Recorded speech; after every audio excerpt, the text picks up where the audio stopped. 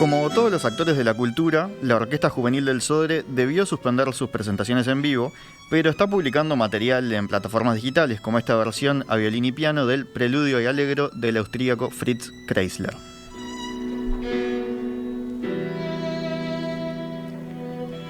Iniciativas como esta son una oportunidad para conocer más del trabajo que realiza no solo la Orquesta Juvenil, sino todo el sistema de orquestas y coros juveniles e infantiles, que entiende la formación y el espectáculo musicales como políticas de desarrollo social.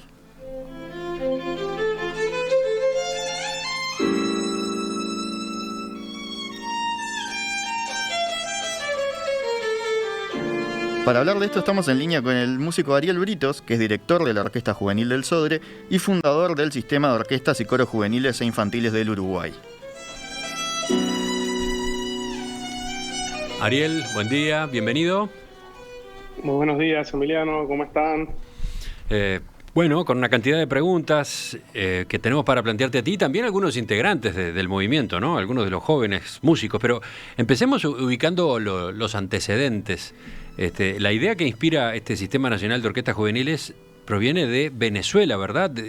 Está el origen en los años 70 de la mano del maestro José Antonio Abreu.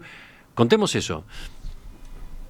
Bueno, el maestro José Antonio Abreu fue el precursor, el creador por excelencia de este mecanismo de trabajo que utiliza la música como una herramienta que va un poquito más allá de la ejecución de unos conciertos, sino que es como una herramienta de inserción social, es una suerte de caricia para el alma y dar oportunidades de dar un salto social cualitativo a quienes de alguna manera menos tienen.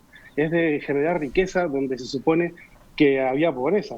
Y bueno, nosotros tomamos ese modelo.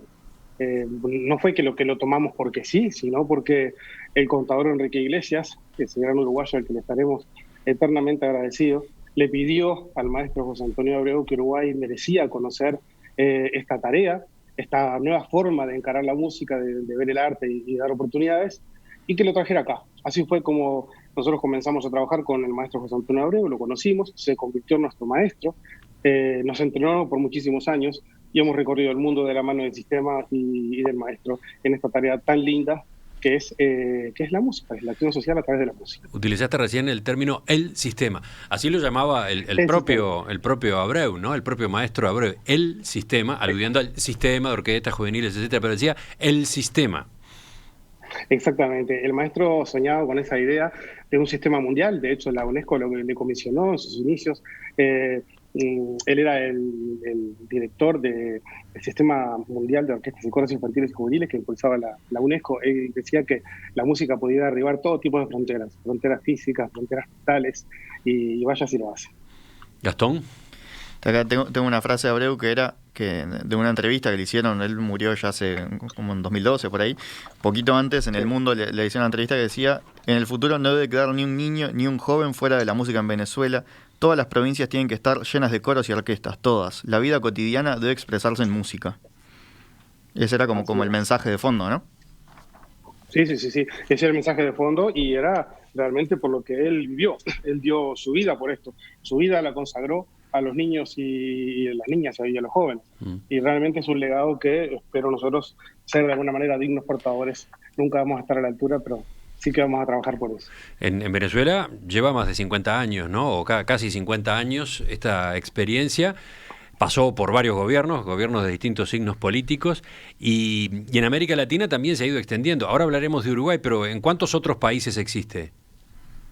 Bueno, existe hoy en muchos países, y estoy hablando a nivel mundial, el concepto de sistema y este tipo de trabajo. Realmente se ha extendido a nivel mundial. Uno de los lugares donde está más fuertemente arraigado es en Iberoamérica. El maestro José Antonio Abreu también fue el factor creador de un programa que se llama Iberorquestas y Coros Juveniles. Yo tengo el tremendo honor en este momento de ser el presidente del programa de Iberorquestas Juveniles, que involucra, España, Andorra, Portugal y todos los países de habla hispana, de México hacia el Cono Sur. Y realmente estamos trabajando en esa dirección, estamos todo el tiempo ayornándonos, tratando de entrar en contacto y de compartir tecnologías, ideas, y en un mundo tan cambiante, ¿no? Uh-huh. Pero se está trabajando muy fuerte, hay una gran conciencia de eso. Un ejemplo que se puede esgrimir de cómo funciona este sistema, como semillero de talentos es Gustavo Dudamel, ¿no? El director de la Orquesta Filarmónica de Los Ángeles en Estados Unidos, que surgió de estas orquestas, ¿no? Sin duda alguna, Gustavito es un ejemplo increíble de este tema. Yo tengo la enorme fortuna de haberlo conocido desde sus inicios, trabajar con él, fui su tutor en algunas oportunidades, lo digo con muchísimo cariño, y creo que es un digno representante de todo esto. Pero es bueno que sepan que Gustavo tiene un más que merecido reconocimiento a nivel mundial, pero hay muchos Gustavos regados por todo el mundo que están haciendo una enorme tarea, de verdad. Vos comentabas, Ariel, que estudiaste con el maestro Abreu, ¿no? ¿Cómo fue esa experiencia? ¿Puedes contar un poco más? Wow, fue una experiencia increíble porque, a ver, la música era una dimensión muy importante, pero lo más importante que se aprendía con el maestro Abreu era la cosa humana. Para él la música no tenía sentido si no estaba acompañado de una serie de sentimientos. A ver, hay una cosa muy fuerte que se vive en una orquesta sinfónica. Él decía que un niño que se sienta junto a un par en una orquesta sinfónica jamás vuelve a ser el mismo, que la música lo transforma. Porque hay una cuestión transformadora que tiene la música, que los músicos tenemos como la responsabilidad de transformar a nuestro público, pero tenemos que transformarnos primero a nosotros mismos. Entonces, eso es una cosa mágica. El maestro nos hizo ver un mundo diferente, un mundo monocromático en el que nosotros vivíamos, que era el entrenamiento, el estudio para poder presentarnos en un concierto de la mejor manera posible. Pero cuando él nos mostró esa paleta de colores y nos enseñó para qué otras cosas servía la música, nuestra vida jamás volvió a ser la misma. Y fue a partir de ahí que nos dedicamos a este trabajo, que es lo que nos llena, ¿no? ¿Cuánto tiempo duró tu contacto directo? ¿Cuánto tiempo estuviste junto a él en esa etapa? Bueno, con el maestro trabajé como unos 17 años fuertemente. Después ya, bueno, en el final de su vida ya la cosa estaba un poco más complicada. Yo tenía una serie de responsabilidades aquí en Uruguay y en otras partes del mundo, y no fue tanto. Pero lo más intenso yo creo que fueron los primeros 10, 12 años, donde trabajábamos codo a codo.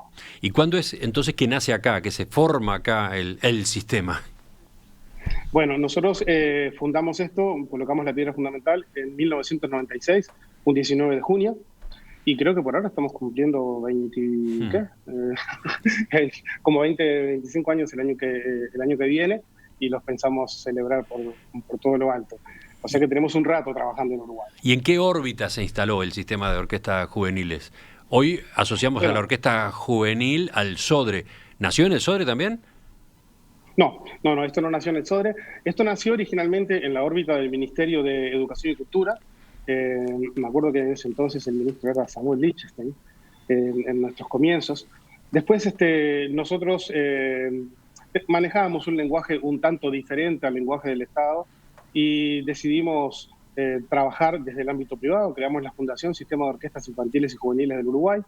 Y bueno, empezamos a hacer un camino en solitario, muy experimental, etcétera, hasta que hace como 12 años el Estado decidió retomar este programa, decidió incorporarlo, y es así que se constituye la Orquesta Juvenil del SODRE, y luego el Coro Nacional de Niños, y luego el Coro Nacional de Jóvenes, como de alguna manera el buque insignia, como la punta de lanza de lo que es hoy este Sistema Nacional de Orquestas y Coros Infantiles y Juveniles del Uruguay.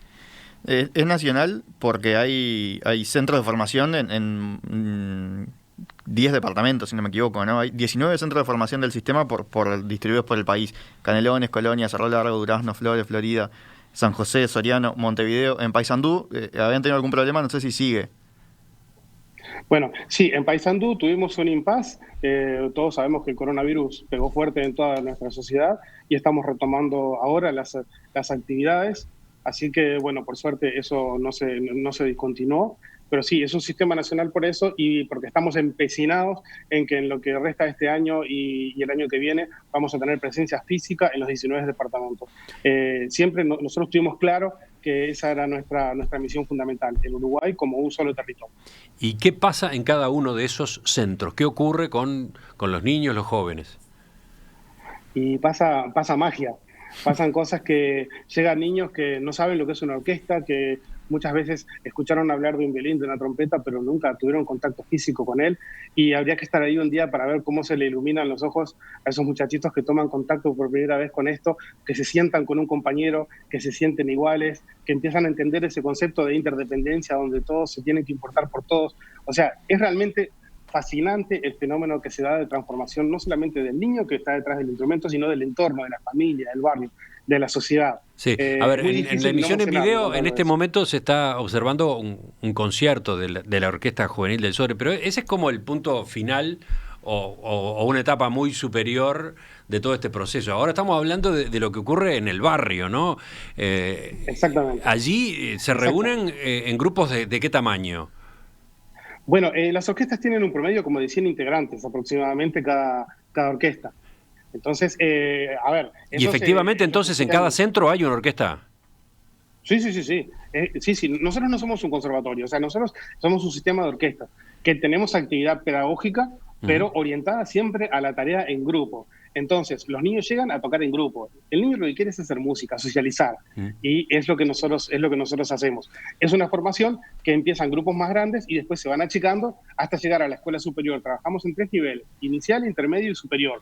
Cuando llegan al superior ya tienen una capacitación mucho más alta, el nivel de exigencia es mayor y tienen un profesor por cada alumno en una clase individual. Y tú decías que cuando llegan estos chicos colectivo. muchas veces no saben ni lo que es una orquesta, por supuesto muchas veces no saben tocar un instrumento. El instrumento, ¿cómo lo tienen? ¿El sistema también les entrega el instrumento con el que van a practicar y aprender? Absolutamente, absolutamente. El sistema les provee de todo lo necesario para desarrollarse en esta vida musical por la cual ellos han optado. Nosotros les entregamos el instrumento, tenemos profesores, multidisciplina, no solamente aprenden a tocar un violín, perdón que use el violín como ejemplo, pero estoy hablando de toda la gama de instrumentos de la orquesta sinfónica, por supuesto.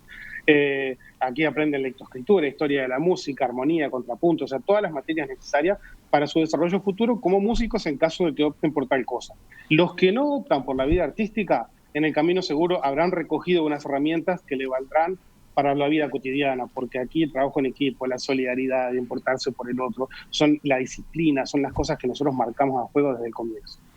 Ustedes, además de darles el instrumento, les ayudan a elegir qué instrumento tocar, porque me imagino que muchos optarán de primera por el violín, ¿no? Que es como el más conocido, pero hay instrumentos de viento, no sé, el oboe, el clarinete, son menos conocidos, ¿no? Sí, ahí se da una cosa muy curiosa. Cuando la gente nos pregunta eso y yo contesto, piensan que no es del todo serio. Pero muchas veces el niño viene pidiendo un instrumento y no siempre se queda con ese instrumento, porque o esa sugerencia del papá o porque lo vio en la tele, etcétera, etcétera, ¿no? Pero saben que es el instrumento el que elige al niño, porque nosotros cuando llegan a la etapa de iniciación, les proponemos muchas instancias en principio de juegos con los diferentes instrumentos, y hay como una magia, hay un instrumento que está diseñado para un niño y un niño para un instrumento, por un montón de características, que puede ser de tamaño, de conformación morfológica, etcétera, ¿no? Pero es el instrumento el que se relaciona con el niño, es mágico eso.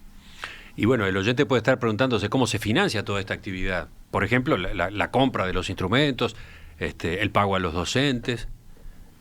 Bueno, ahí tenemos un equipo que da la vida por eso y eso es una cosa que la gente ni se entera, pero realmente es un trabajo muy arduo desde la cotidiana. Esta actividad se financia con un collage absolutamente de apoyos, desde el Estado, por supuesto, todo lo que tiene que ver con la Orquesta Juvenil del Sodre.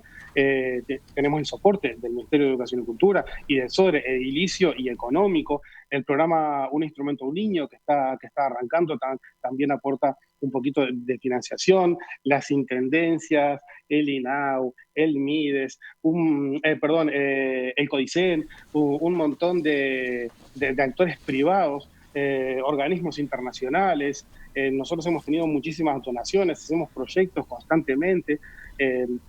No solamente trabajamos en escuela de músicos, estamos desarrollando una escuela de lutería, que ya estamos en una instancia de fabricación de instrumentos. Fuiste muy rápido. Escuela de lutería. O sea, una escuela para formar a quienes construyen los instrumentos. Exactamente, eso empezó como una necesidad. Tenemos tantos instrumentos en el sistema y en manos de niños que imagínense ustedes que el taller está permanentemente ocupado.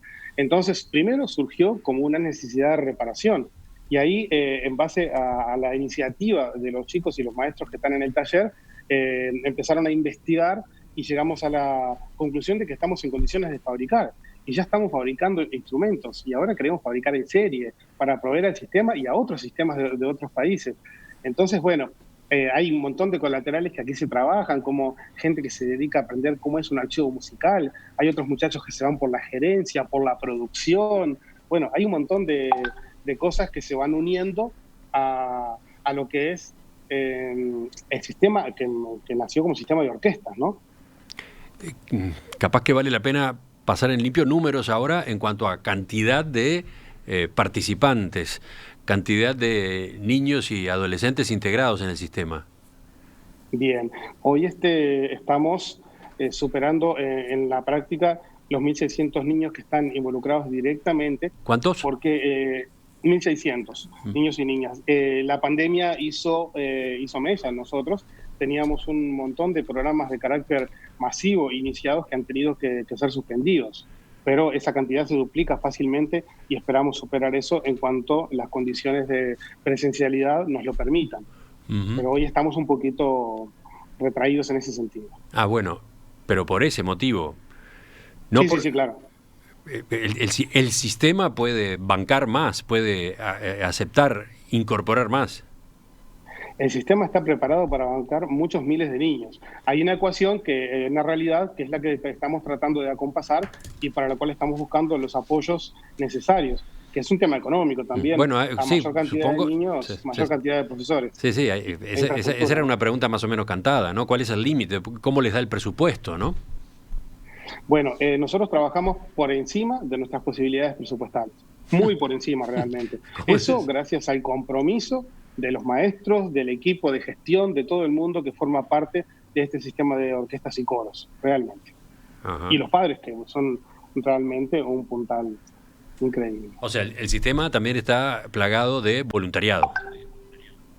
Absolutamente, absolutamente. De hecho, en este momento, donde la economía nos ha dado un golpe bastante importante, tenemos listas de voluntarios de pedagogos que están dispuestos y trabajando en apoyo a los niños para que no sufran ni la distancia ni la falta de recursos. ¿Podemos volver a escuchar y ver a estas orquestas juveniles? Puede ser Conga del Fuego Nuevo. Puede ser, ¿cómo no? Ariel, Andrés.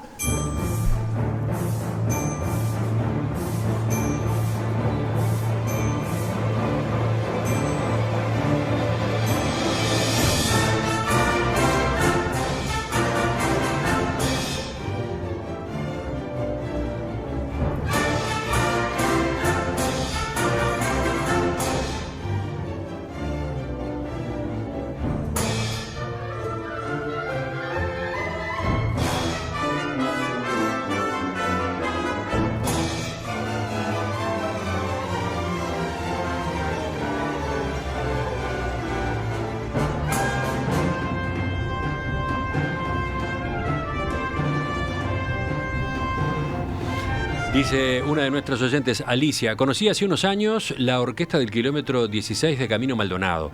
El trabajo de socialización e integración barrial era enorme.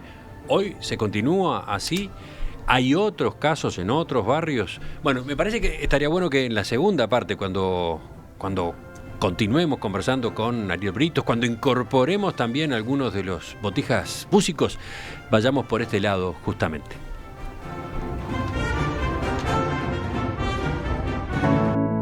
El sistema de orquestas y coros juveniles e infantiles del Uruguay.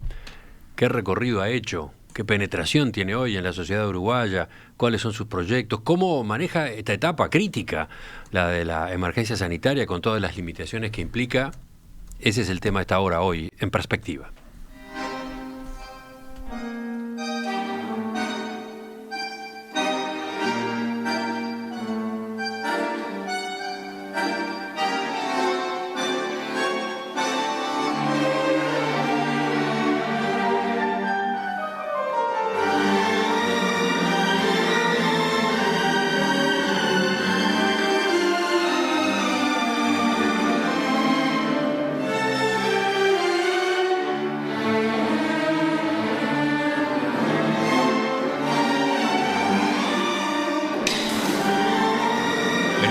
conversando con Ariel Britos, director fundador de la Orquesta Juvenil del Sodre y del Sistema de Orquestas Juveniles e Infantiles del Uruguay.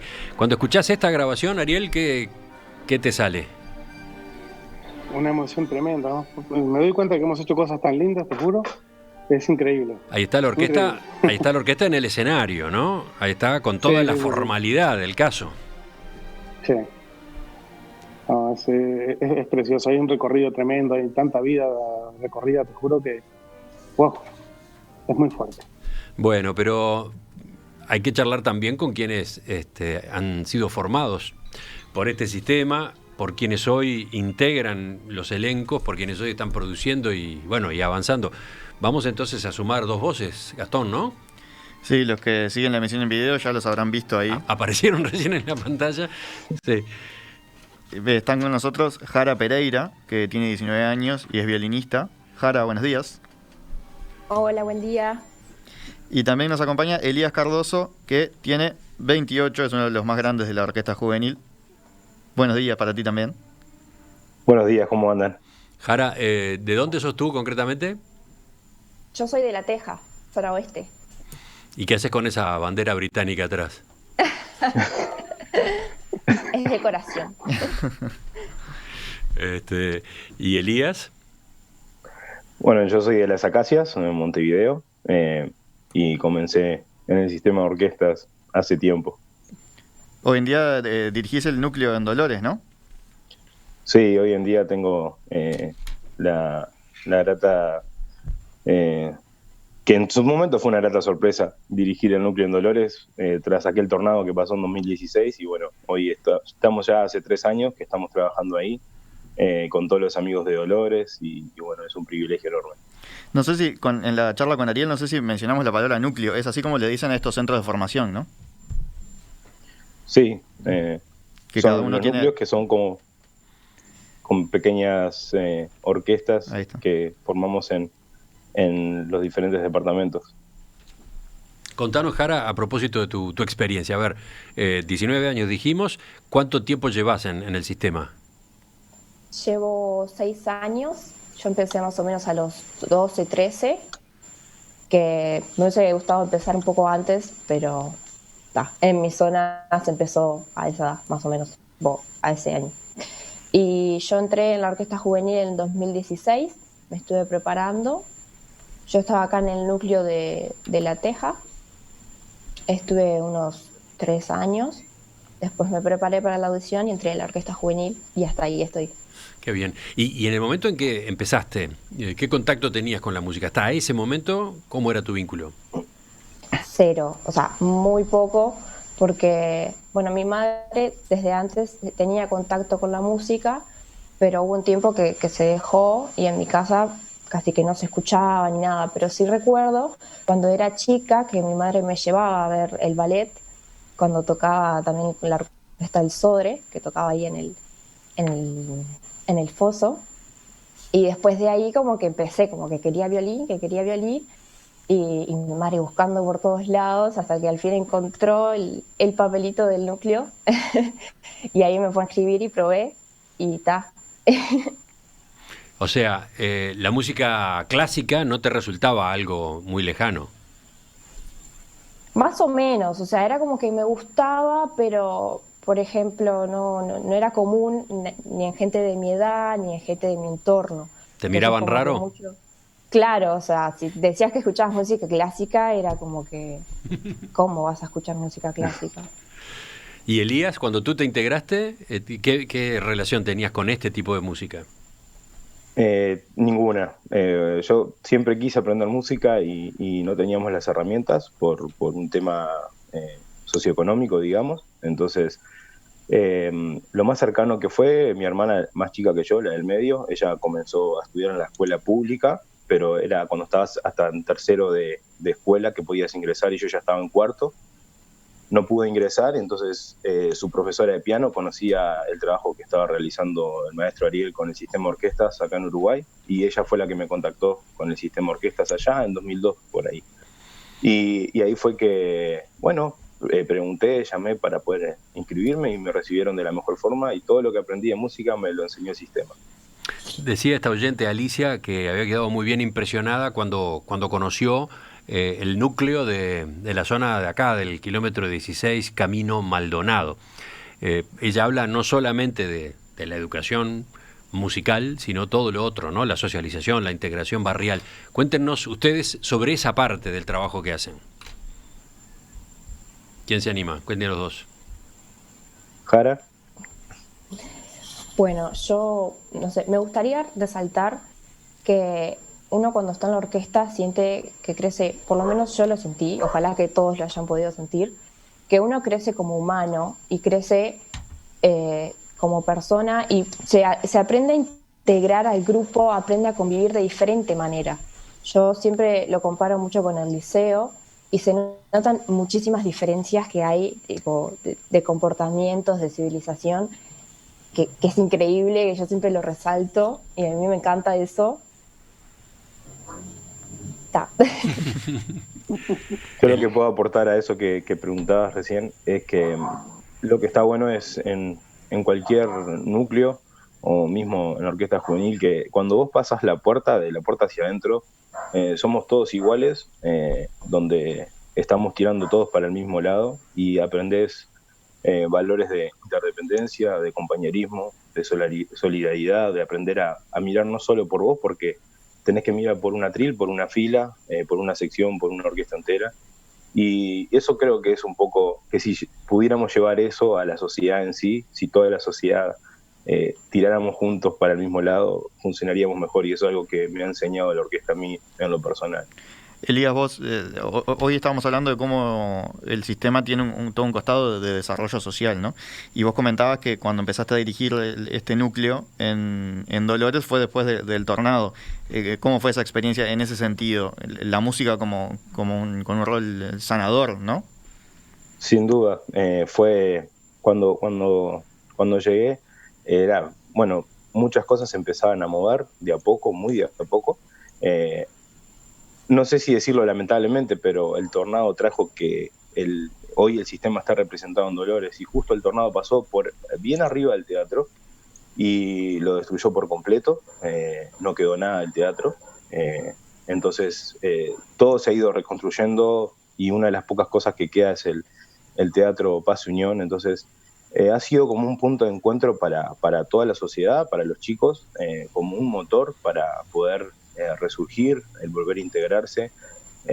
A veces pasaba que habían un par de nubes y un par de gotas y ya venía la palabra y el recuerdo del tornado, ¿no? Entonces creo que eso es algo que nos pasa a todos cuando algo nos marca, y fue realmente la orquesta un punto de encuentro y de iniciativa para volver a compartir juntos, para sobreponernos a las dificultades y adversidades que la madre naturaleza quiso, pero como sociedad también nos marcaron, y la verdad que el pueblo doloreño ha demostrado que es una población con tremenda fuerza, que empuja para adelante, mismo intentando ahora reconstruir el teatro, pero también lo que está haciendo la orquesta, estos chicos, es increíble y vale la pena lo que están haciendo.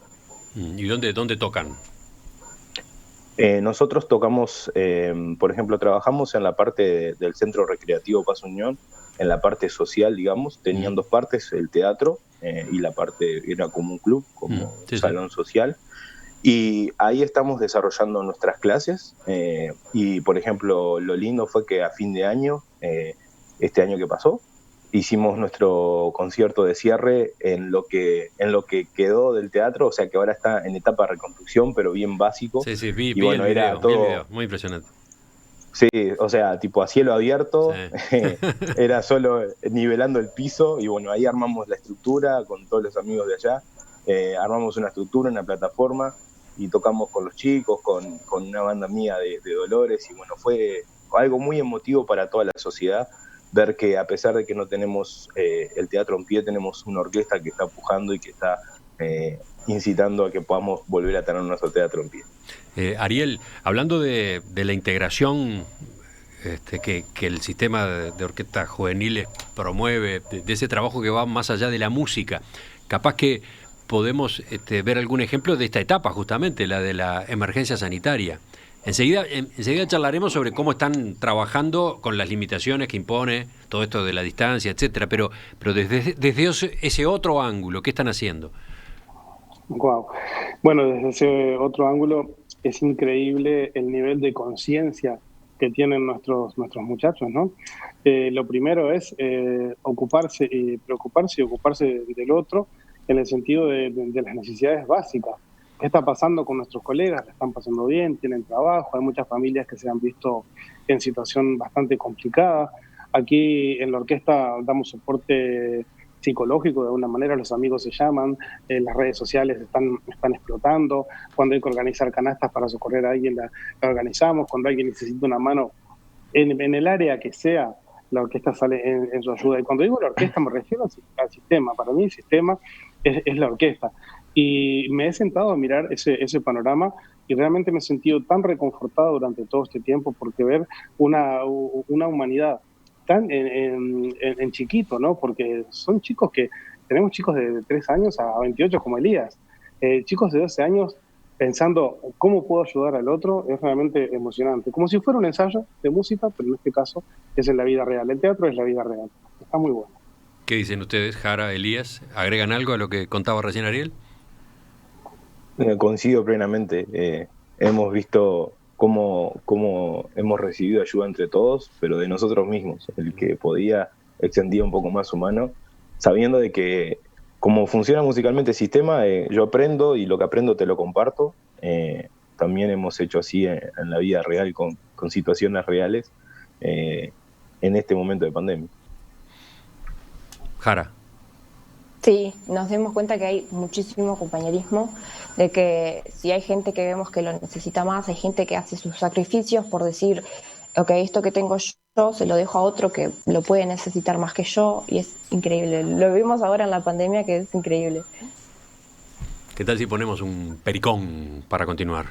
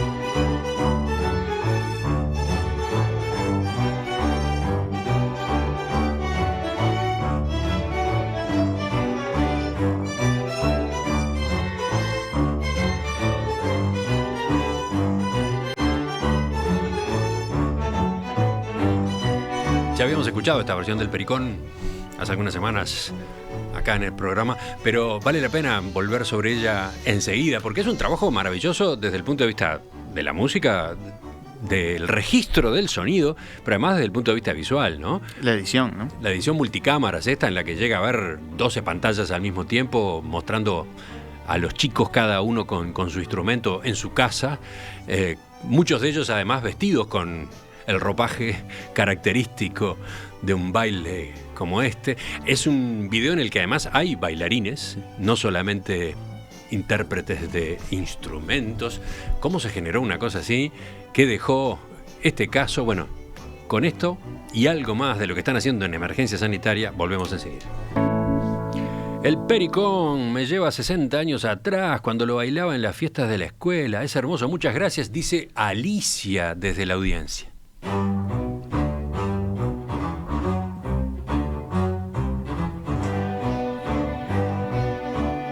Hola, me he emocionado escuchando ese hermoso Pericón.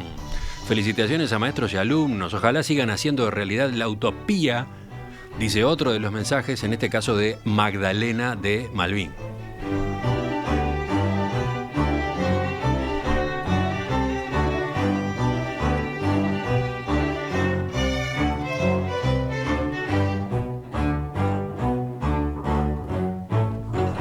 Suena muy particular este Pericón, interpretado por la Orquesta Juvenil del Sodre. Ya vamos a entrar en detalle, porque decir que está interpretado por la Orquesta Juvenil del Sodre es una simplificación. Pero a donde iba es a que, además de escucharlo, si pueden, véanlo, ¿no? No sé si están enganchados en este momento con nuestra emisión en video. Búsquenlo después en nuestro sitio web. Ya lo publicamos en su momento. Hay un trabajo aparte que es el que se realizó justamente desde el punto de vista de las imágenes. Sí, los que bailan es el Ballet Folclórico Juvenil del Sodre también. ¿Quién nos cuenta algo a propósito de este trabajo en especial? A ver, estamos con Ariel Britos, estamos con dos integrantes del sistema, Jara Pereira y Elías Cardoso. ¿Quién habla de esto? Si querés te cuento yo, porque ni Jara ni Elías participaron de este pericón. Este pericón musicalmente lo encaró uno de los ensambles de la Orquesta Juvenil. O sea, en la Orquesta Juvenil no solo trabajamos lo que es la parte sinfónica, sino también los pequeños ensambles, música de cámara, diferentes configuraciones. Bien, esa es una aclaración, es un buen momento para agregar ese dato, ¿no? No solo se funciona en orquesta, hay otras variantes. Exactamente, o sea, la orquesta sinfónica es el gran ensamble, 100 y pico de músicos con todas las disciplinas, con un mínimo de números por cuerda, etcétera, ¿no?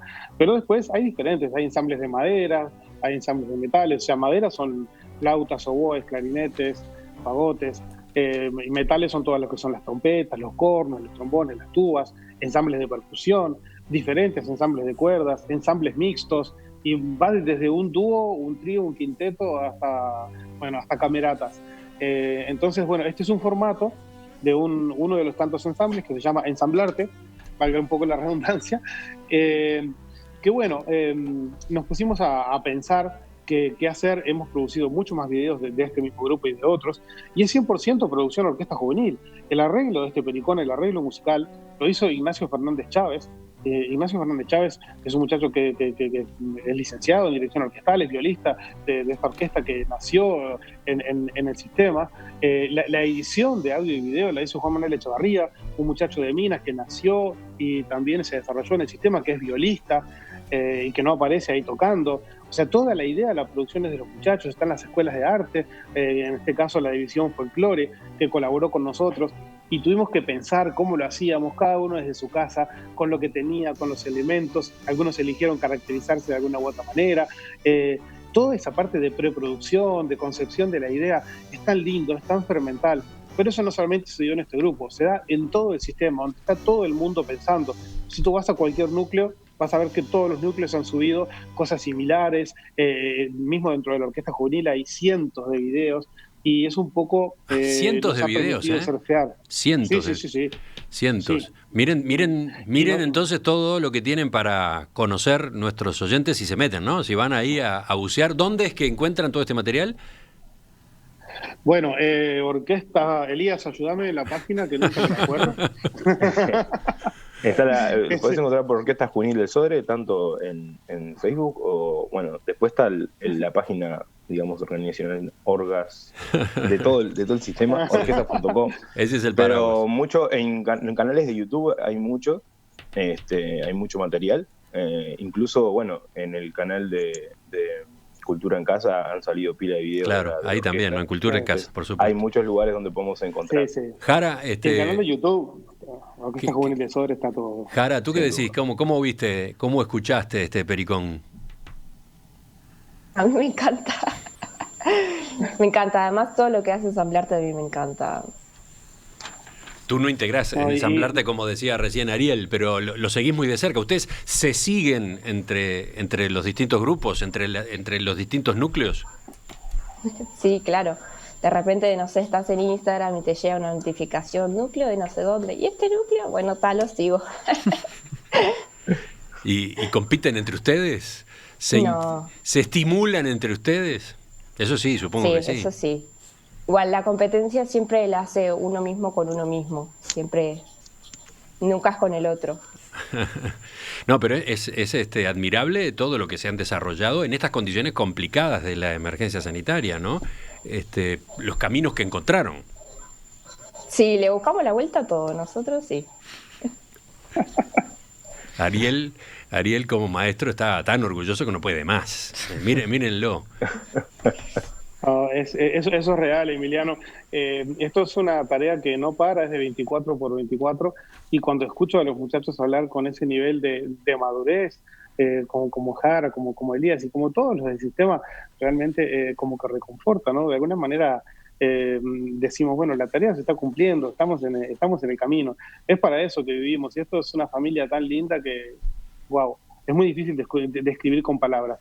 Ahora estamos en un ciclo de videos que va a empezar a salir la semana que viene, que son videos ya personales, porque la música es nuestra forma de comunicarnos y nunca nos damos mucho espacio para lo que cada uno piensa.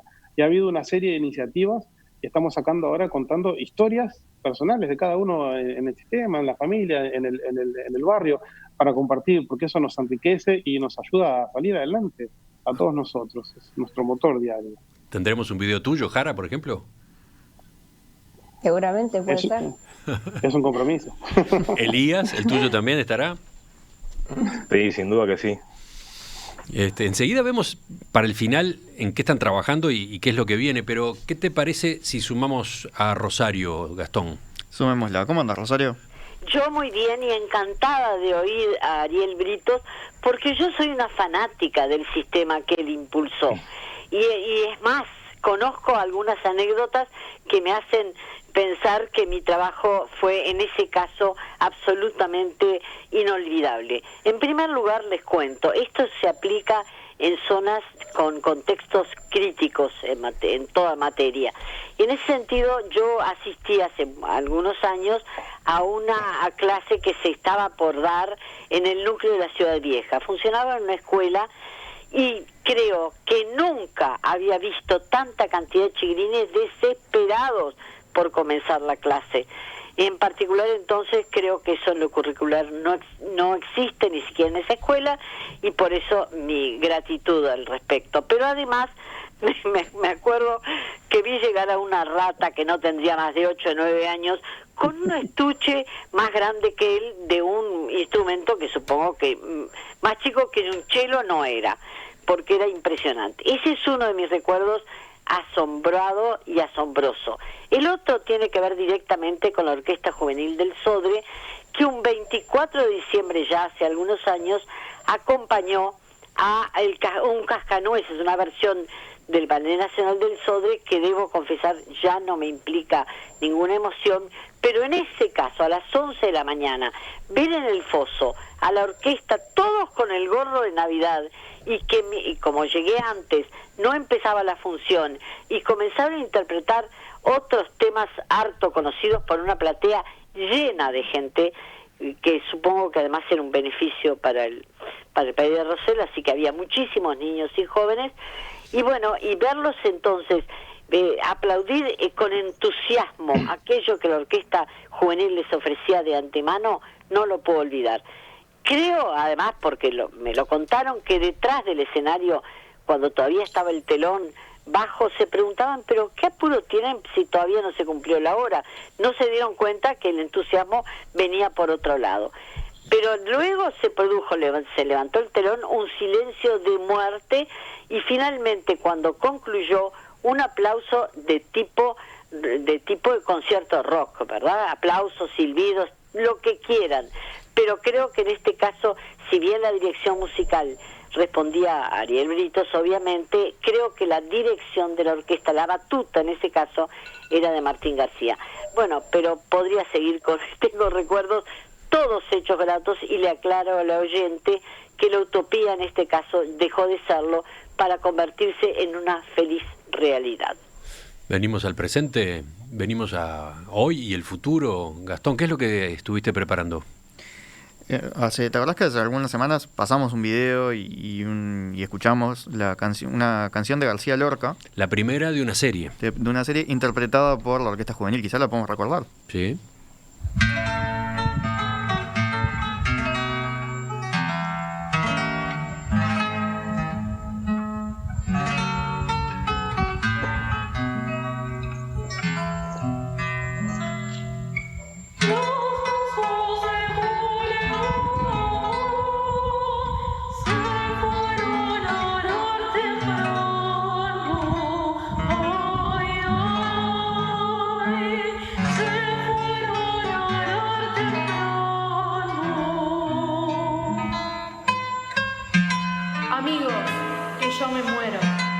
Amigos, que yo soy muy mal. 3 pañuelos llevo dentro y con este que meto son 4. Que llamen al confesor pa' que venga a confesar. Cuando el confesor llegaba, Manuel Sánchez ha expirado.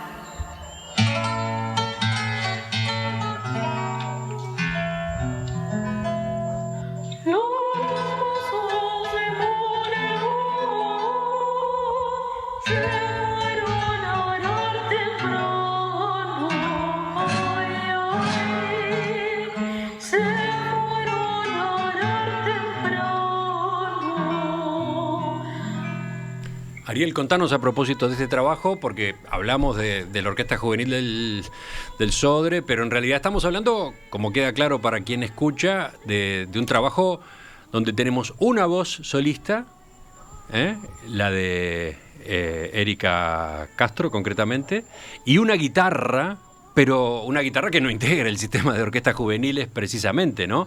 Estamos escuchando nada menos que a Álvaro Córdoba, uno de nuestros intérpretes más destacados en el mundo.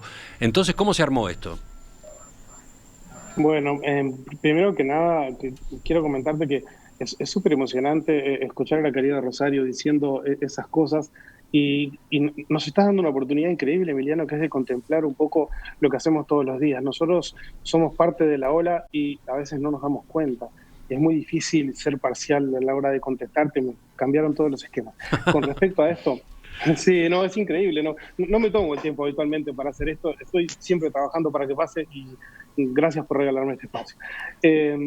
Bueno, lo que se está haciendo con Álvaro Córdoba, Álvaro es un genio, no voy a hablar de Álvaro como guitarrista, para nosotros Álvaro, el doctor Álvaro, es desde lo humano ese tipo de gente con la que nos gusta relacionarnos, ese tipo de gente que nos alimenta. Y esto es, este homenaje, este ciclo de canciones de Lorca, bueno, surge justamente para dar lugar a los nuevos valores que forman parte del coro de niños y del coro de jóvenes, ¿tá?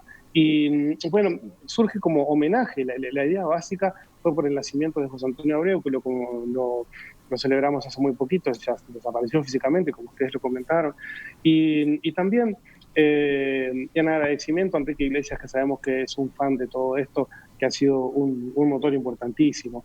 Entonces buscamos algo que tuviera la delicadeza, la sutileza, un mensaje que le pudiera llegar al alma, y creo que la voz cumple con todas esas condiciones. Y la guitarra es un instrumento maravilloso en manos de Álvaro, bueno, todo cerraba, y ahora ya estamos para publicar el ciclo de canciones que lo vamos a terminar de publicar a lo largo de lo que resta del año, siempre con una voz diferente, pero con la guitarra de Álvaro. Claro, la guitarra de Álvaro Córdoba, registrada en Europa, en este caso, en España concretamente, exacto, con la cual después se produce la sincronización y entra la voz de, en este caso, Erika Castro. Sí, ahora estamos haciendo con Álvaro la grabación de esas canciones acá. O sea, el resto de ahora se está haciendo acá. Estamos viendo. Sí, me parece que vamos a utilizar algunas versiones que se están produciendo ahora. De hecho, ayer estuvimos grabando con él, así que vamos a ver cuál nos gusta más, pero queríamos acercar un poco ese escenario. Y para terminar, Gastón, ¿qué otra cosa elegiste? No, quería hacer una pregunta en realidad a Ariel, porque de los videos que estuve viendo ahí en el canal de la Orquesta Juvenil, están los últimos son los domingos de clásicos, ¿no? Sí. Que esos son grabados en persona, son grabados también ahora, o sea, los primeros videos que hacían eran como cada uno en sus casas, ahora ya están pasando a poder producir en las instalaciones del Sodre o con lo que trabajan ustedes. Exactamente. Viste que, por ejemplo, el primero que escuché, yo no estoy viendo video porque estoy conectado al Zoom, pero se grabó en el taller de lutería, donde fabricamos los instrumentos. Descubrimos que era un escenario como que tenía una energía muy especial, y estamos grabando ahí en otros entornos, pero sí en pequeños grupos ya nos estamos empezando a juntar con la distancia correspondiente. En este caso son 2 intérpretes, más 3 o 4 personas más que hay detrás de cámaras, entre técnicos, etcétera, y lo estamos haciendo de esa forma. El domingo de clásicos era un clásico, me voy a redundar una vez más, que nosotros teníamos en el auditorio, en el hall del auditorio, en esa gran pecera que tenemos ahí en la esquina de Mercedes y Andes, donde la gente los domingos pasaba y entraba, y teníamos un público increíble que venía con su nieto de la feria, con el termo y el mate, muchachos, etcétera. Y bueno, como tuvimos que sacarlo desde el espacio físico, lo hemos llevado al espacio virtual y no vemos la hora de poder regresar. Pero, entre tanto, vamos a continuar en el espacio virtual con ese programa. ¿Tienen, pues nos preguntan también desde la audiencia, ¿tienen alguna fecha más o menos tentativa para poder volver al escenario? Bueno, al escenario no sabemos, pero el 29 de junio es una fecha tentativa para retomar las clases de manera presencial con un nuevo protocolo, etcétera, etcétera. Y yo no creo que antes de septiembre por allá podamos volver con grandes formatos, ¿sí? Pero bueno, estamos trabajando y esto es muy dinámico, todos los días se está cambiando, estamos recibiendo instrucciones, las autoridades están trabajando muy, muy de cerca con eso, nuestras autoridades del ministerio, pero ni bien nos prendan la luz verde, quédense tranquilos que tenemos un montón de material que estamos deseosos de poder compartir con todo el mundo. Jara, contanos, ya sobre el final, por ejemplo, ¿cuáles son tus planes? ¿En qué estás trabajando tú? Yo actualmente estoy teniendo clases con mi profesor, Matías Pereira. Nada, estamos viendo un concierto clásico. Después estoy en solfeo. Y hasta ahí. ¿Y Elías? Yo también estoy trabajando con el gran profe Matías Pereira, es un profe de violín. Y bueno, estoy trabajando algunas que se llaman danzas rumanas, de Bartók, compositor rumano. Y por otro lado estoy dando clases a todo el núcleo en Dolores y a otros chicos de otros lugares. Ya en persona. Ahí, pero sí, todo por Zoom o por WhatsApp o de la forma que mejor lleguemos al hogar. Ariel, hoy el fragmentito que escuchábamos de Domingo de Clásicos del episodio 1 era de la profesora y pianista Andrea Cruz y la violinista Magdalena Britos. No sé si es... ¿Es algo? ¿Tiene algún parentesco? Tenemos un parentesco cercano. Maggie es mi hija, tiene 16 años.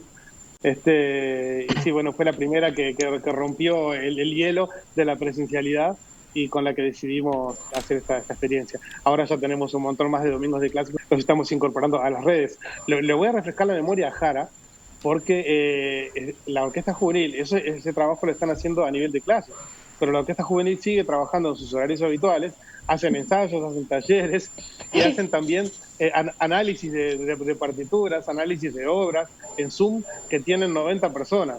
Entonces, bueno, todo ese trabajo teórico, por llamarlo de alguna manera, y técnico, se sigue haciendo desde la virtualidad y es lo que nos ha permitido mantenernos unidos de alguna manera, ¿no? Jara, una situación tan rara. Ahora, después de lo que te recordaron, que... Sí, tiene razón. Sí, algunos compañeros preparamos orales y damos charlas acerca de músicas que vamos a trabajar o que teníamos pensado trabajar en esta temporada y les contamos de biografías de compositores, qué quería decir en tal frase de la sinfonía, qué quería transmitir con tal movimiento de la sinfonía y eso está muy bueno, muy bueno. Me he dado cuenta que le he puesto más empeño a preparar un oral de esos que para el liceo. Ariel, te voy a decir que sin saber quién era Magdalena, me gustó mucho su interpretación del preludio y alegro de Fritz Kreisler y con Andrea Cruz. Capaz que para irnos podemos escuchar otro fragmento, o escuchamos muy poquito, un poco más de eso como para irnos de esta entrevista. Estaría buenísimo. Andrea es otra de nuestras grandes maestras. Andrea realmente es una gran pianista de nuestro país. Tenemos la suerte de tener maestros increíbles, que no solamente, porque a veces dice pianista acompañante, no, Andrea no es un pianista acompañante. Hace música con esos muchachos y les enseña con una pasión increíble. Así que yo no sé si voy a tener la oportunidad de volver al micrófono, pero en caso de que no la tenga, quiero agradecerles a ustedes por darnos la oportunidad de llegar a tanta gente de una forma tan maravillosa y agradecer la oportunidad que tenemos de trabajar en este increíble país que está lleno de increíbles personas y que seguramente después de esto vamos a salir, no vamos a volver a como estábamos antes, vamos a volver un poquito mejor todavía.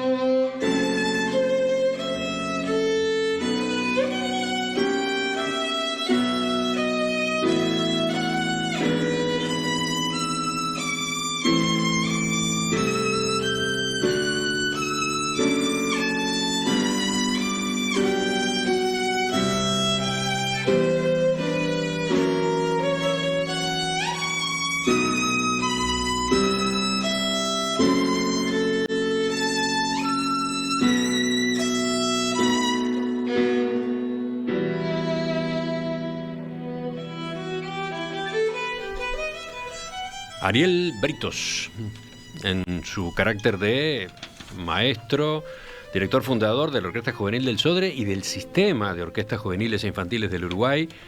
Jara Pereira, violinista. Elías Cardoso, también violinista y encargado de ese centro en particular, en Dolores, departamento de General. Bueno, a los tres, gracias por acompañarnos esta mañana. Felicitaciones por el trabajo que están haciendo. Y bueno, nos encontramos, volvemos a actualizar el panorama, la trayectoria, la carrera, la producción de ustedes en cualquier momento más adelante. Muchísimas gracias, Emiliano. Que tengan un lindo día. Muchas gracias. Saludos para todos. Muchas gracias.